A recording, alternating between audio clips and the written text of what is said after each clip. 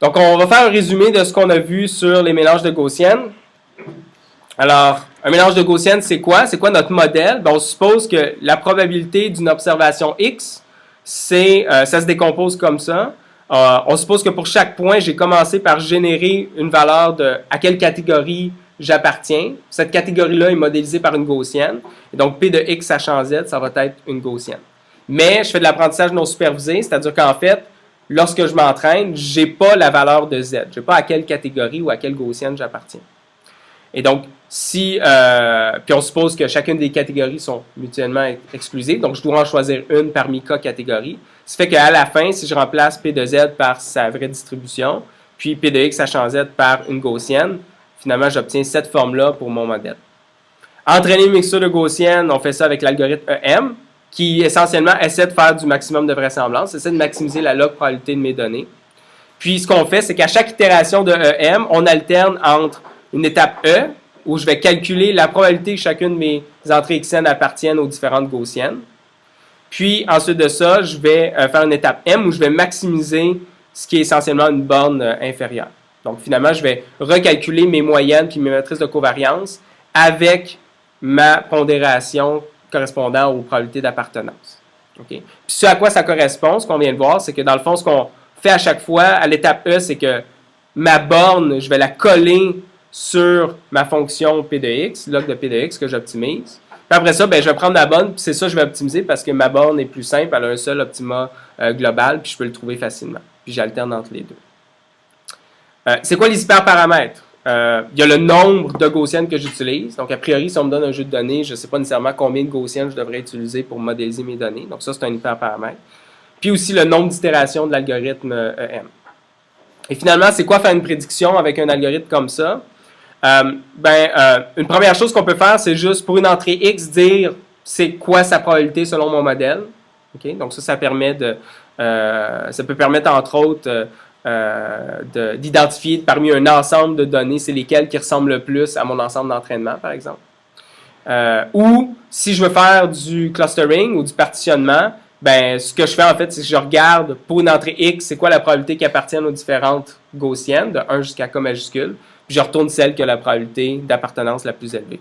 Ça peut être une autre prédiction qu'on ferait si on voulait faire du partitionnement. Donc, finalement, le modèle, il a l'air de quoi? Ça, en fait, c'est le mélange de gaussiennes qu'on a vu, pour lequel on a vu des échantillons. Ben, on commence par choisir, dans ce cas-ci, disons, 3 gaussiennes, puis pour chacun, on a une moyenne qui est le centre, finalement, de ces courbes de niveau-là ici. On choisit aussi avec quelle probabilité je vais sélectionner, a priori, les différentes gaussiennes. Puis pour chacune des gaussiennes, je détermine une matrice de covariance. La matrice de covariance, ça détermine est-ce que j'ai des courbes de niveau qui sont sphériques ou qui ont l'air d'une ellipse, puis est-ce qu'il y a une orientation dans l'ellipse. Donc, par exemple, cette gaussienne-là ici, elle a une corrélation positive entre x1 et x2, okay? Parce qu'on voit que plus x1 augmente, plus x2 augmente aussi. Fait que ça veut dire que dans la matrice de covariance de cette gaussienne-là, l'élément qui est hors de la diagonale va être positif. Okay? Tandis que celle-là ici, on voit que lorsque x1 augmente, ben, x2, lui, diminue. Fait que sur sa matrice de covariance, l'élément hors diagonale, lui, va être négatif. Okay? Donc, c'est à ça que correspondent les différents paramètres pour les différentes gaussiennes. Puis là, à partir de ces gaussiennes-là, j'obtiens un mélange en faisant la somme des fonctions de densité de chacune des gaussiennes. Fait qu'on le voit un peu mieux ici. Donc ici, ce qu'on voit, c'est que finalement, la dimension Z, comme ça, ici, en montant, c'est la valeur de P de X. Okay? Puis P de X, c'est quoi? C'est la somme des πk de la gaussienne associée à la catégorie K. Okay? Donc, on voit qu'en chaque point ici, en fait, je fais la somme de la fonction de densité pour cette gaussienne-là, cette gaussienne-là, cette gaussienne-là. Puis πk ici, ça serait 0,5 pour la gaussienne rouge, 0,3 pour la gaussienne verte, puis 0,2 pour la gaussienne bleue. Okay? Donc, à la fin, ça me donne une fonction qui est pas mal plus compliquée. Donc, on voit qu'une mixture de gaussienne, contrairement à une gaussienne où essentiellement je dis, ben, je vais mettre beaucoup de probabilité autour de la moyenne, puis je vais distribuer un peu la probabilité autour avec une certaine orientation. Avec une mixture gaussienne, j'ai un modèle beaucoup plus flexible où je peux mettre des probabilités un peu partout pour essayer finalement d'en mettre là où il y a des données. Okay? Puis lorsque j'entraîne une gaussienne, je suis en train finalement de sculpter une espèce de forme comme ça dans mon espace. Donc, c'est quoi le lien entre les différents hyperparamètres et la capacité de mon modèle?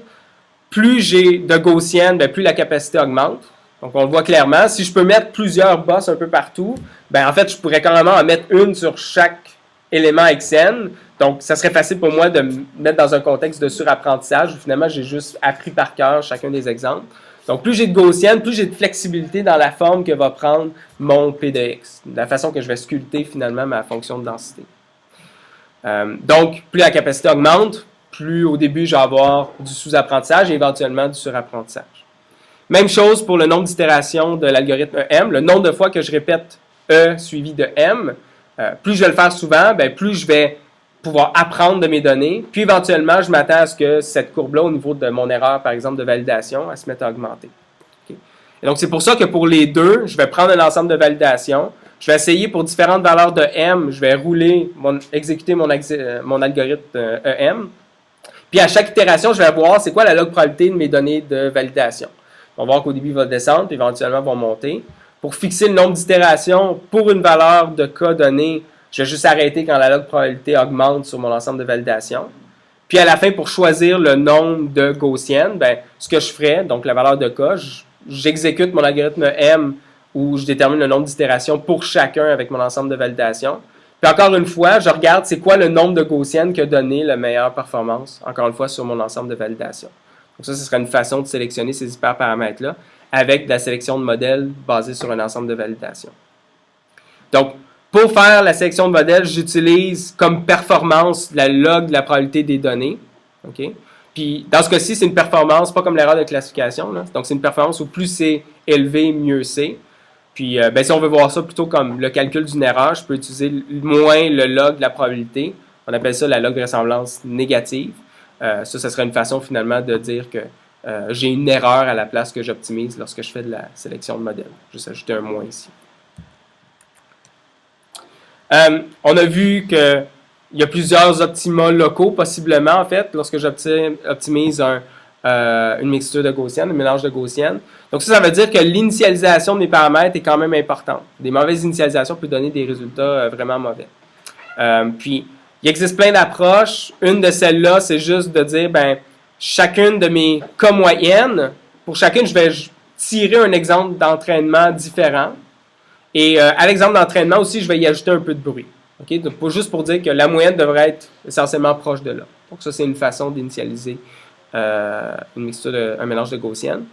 Et une autre façon, ben, si vous connaissez l'algorithme des cas moyennes, l'algorithme K-means, ça serait d'exécuter K-means en premier, qui va nous donner les valeurs des moyennes, puis j'utilise ça pour initialiser mes moyennes. Puis pour les matrices de covariance, typiquement, on utilise une matrice de covariance qui est essentiellement la matrice d'identité. Il y a quand même une chose à garder en tête lorsqu'on entraîne un mélange de Gaussienne, c'est qu'en fait, le problème d'optimisation n'est pas parfaitement bien défini. La raison, c'est que, imaginons, donc dans cet exemple-ci, que j'ai des observations X qui sont en une seule dimension. Donc, Xn, c'est en fait un seul scalaire, okay, sur l'axe des réels. Imaginons que j'entraîne un mélange de Gaussienne avec deux Gaussiennes. J'en ai une ici, puis j'en ai une là.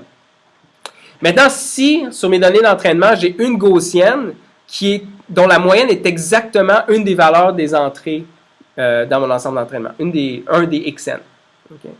Ben, à ce moment-là, je peux avoir une probabilité infinie pour ce point-là ici. Tout ce que j'ai à faire, c'est que je prends ma Gaussienne ici, puis en fait, je vais la rendre de plus en plus mince. Je vais diminuer sa variance. Puis si je la diminue tranquillement vers 0, ben, finalement, le point ici, là, le haut de la fonction de densité, va augmenter de plus en plus, puis va tendre vers l'infini. Ça veut dire que si j'ai réussi à faire ça juste pour un point, la probabilité ou la log probabilité de mes données va être infinie parce qu'il y a juste un point pour lequel la log probabilité est infinie. Donc ça, c'est un cas où finalement mon problème d'optimisation n'est pas super bien défini.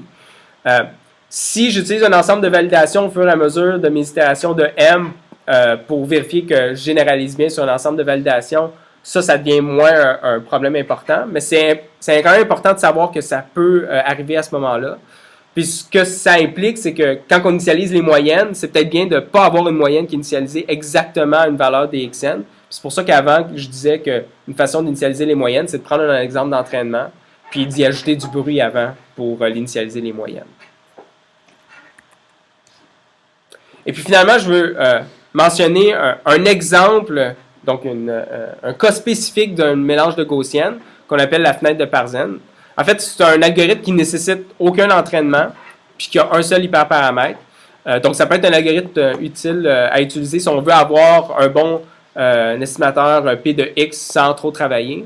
Donc, dans ce cas-ci, qu'est-ce qu'on fait avec une fenêtre de Parsons? Mais premièrement, le nombre de mélanges, le nombre de gaussiennes dans mon mélange, ça va être le nombre d'exemples, n, dans mon ensemble d'entraînement. Puis la probabilité de choisir une des gaussiennes, chacune des gaussiennes, ça va être 1 sur n. Fait que chacune des gaussiennes a la même probabilité d'être choisie. Ensuite, la moyenne de chacune des gaussiennes, ça va être un des exemples d'entraînement. Fait que finalement, je vais centrer une gaussienne sur tous mes exemples d'entraînement. Si j'ai beaucoup d'exemples d'entraînement, ça va être très coûteux de calculer P de X, mais si j'en ai pas beaucoup, ça peut bien marcher. Et finalement, pour ma matrice de covariance de chacune des gaussiennes, je vais utiliser une matrice diagonale, dont je vais multiplier la diagonale par un hyperparamètre, qui va être finalement la variance dans toutes les directions pour cette gaussienne-là. Dans le fond, ce modèle-là, qu'est-ce qu'il dit? C'est que mes données, je m'attends à ce que mes futures données que je vais obtenir, ben, ça va être équivalent à prendre aléatoirement un des exemples d'entraînement, puis je vais y ajouter du bruit avec une variance sigma carré. Okay. Fait que les prochaines données que je vais avoir vont ressembler à un des exemples d'entraînement, puis il va être pas trop loin. C'est le genre de modèle auquel correspond la fenêtre de Parsons. Donc, c'est un modèle qui est simple, qui est simpliste. En fait, si on évalue la qualité des modèles qu'on obtient avec une fenêtre de Parsons, c'est souvent quand même moins bon qu'un mélange de gaussiennes.